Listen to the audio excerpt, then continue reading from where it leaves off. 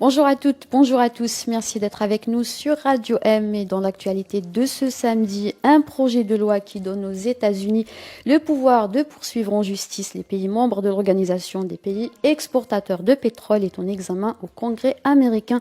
Ce projet de loi au nom de NOPEC permettrait au procureur américain de poursuivre des organisations pour des actions jugées anticoncurrentielles sur les marchés pétroliers. La production pétrolière de l'Algérie connaîtra une légère augmentation en juin prochain. Elle passera à 11 000 barils par jour. La décision a été prise jeudi dernier à la 28e réunion ministérielle OPEP-non OPEP.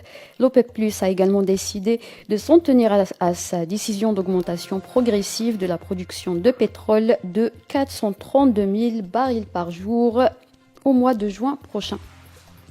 En Tunisie, le mouvement Ennahda a démenti dans un communiqué les accusations du secrétaire général adjoint de l'Union générale tunisienne du travail, Sami Tahri. Celui-ci a indiqué que le parti serait à l'origine de la fuite d'un faux document visant le secrétaire général du syndicat Nourdine Taboubi. Le mouvement Ennahda a ajouté qu'il se réserve le droit de poursuivre quiconque le calomnie ou le diffame. Le Conseil de sécurité de l'ONU s'est prononcé à l'unanimité pour la paix en Ukraine. Dans une déclaration commune, le Conseil a apporté son soutien au secrétaire général Antonio Guterres dans la recherche d'une solution pacifique à la guerre. Parallèlement, les États-Unis ont annoncé une nouvelle aide militaire de 150 millions de dollars à l'Ukraine.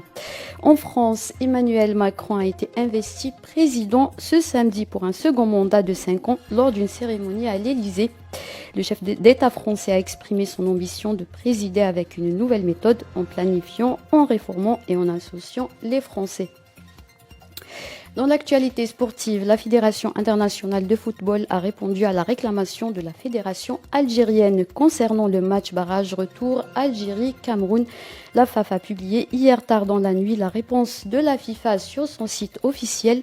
La Fédération internationale de football indique regretter les décisions des arbitres qui ont influé négativement sur le cours de la rencontre. Elle a précisé qu'elle a pris bonne note des éléments de la requête algérienne.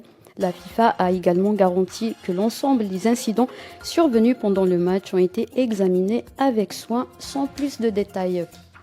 Et enfin, l'ES Sétif affrontera les Égyptiens d'El Ahly en demi-finale de la Ligue des champions d'Afrique de football.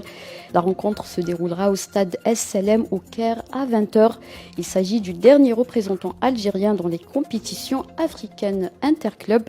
L'autre demi-finale opposera les Angolais de Petro Atlético aux Marocains du Wydad Athletic Casablanca cet après-midi à 14h au stade du 11 novembre de Luanda. C'est la fin de ce flash. Merci de nous avoir suivis.